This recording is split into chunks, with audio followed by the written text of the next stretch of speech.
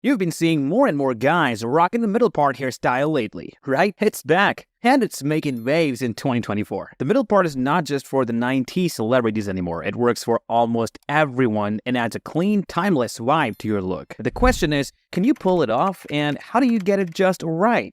In this video, I'll cover how long your hair needs to be, how to grow it, and how to style the perfect middle part. Let's get started. The middle part hairstyle works for many different hair types, whether your hair is straight, wavy, or curly, though each type needs a slightly different method. The great thing about the middle part is that it can look formal or casual, depending on how you style it. The middle part can be adjusted to suit your style, whether you want a sleek, polished look or something more relaxed and messy. There are a lot of middle part styles, and these 9 are the most popular. Bro flow with middle part undercut, slicked back middle part, wavy middle part, messy middle part with long hair, middle part with taper fade, the undercut middle part, and lastly, the curtain haircut is the most popular and desirable right now. It is really important to know which style you want. I'll pause here for 5 seconds and you can decide which style you want to go with that looks good on you.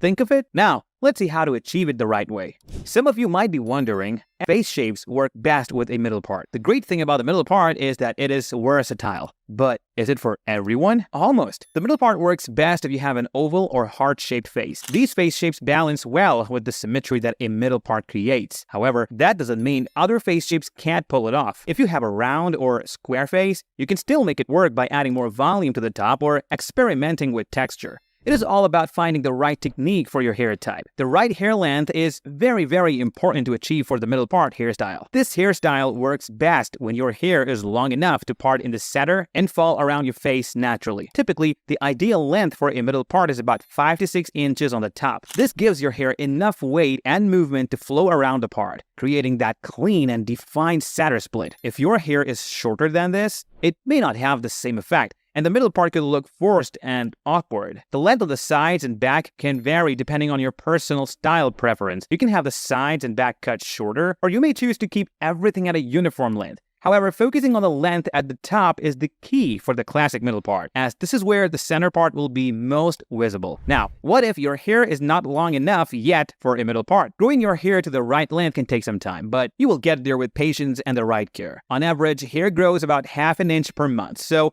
if you're starting with shorter hair, you can expect it to take a few months to reach the desired length for the middle part. One of the best things you can do to help your hair grow is to avoid overstyling or damaging it with heat tools. Heat can cause breakage, which slows down the growth process. Make sure to use nourishing hair products like a good leave-in conditioner and a deep conditioning treatment once a week. Use hair growth serum daily for faster hair growth, or you can make DIY hair oil. To get the perfect middle part hairstyle, you need to start with the right haircut. Your hair should be long enough to part in the middle, so go for medium length. I suggest going for a scissor cut or a layered cut, as these can add texture and volume, making it easier to style. After haircut, begin with clean hair. Wash your hair using a sulfate-free shampoo and conditioner that won't strip away its natural oils. For the best results, wash and condition your hair 2 to 3 times a week to keep it healthy. After washing, gently scrunch dry your hair with a towel, which helps maintain the natural texture needed for the middle part. Now it is time to think about how to style your middle part.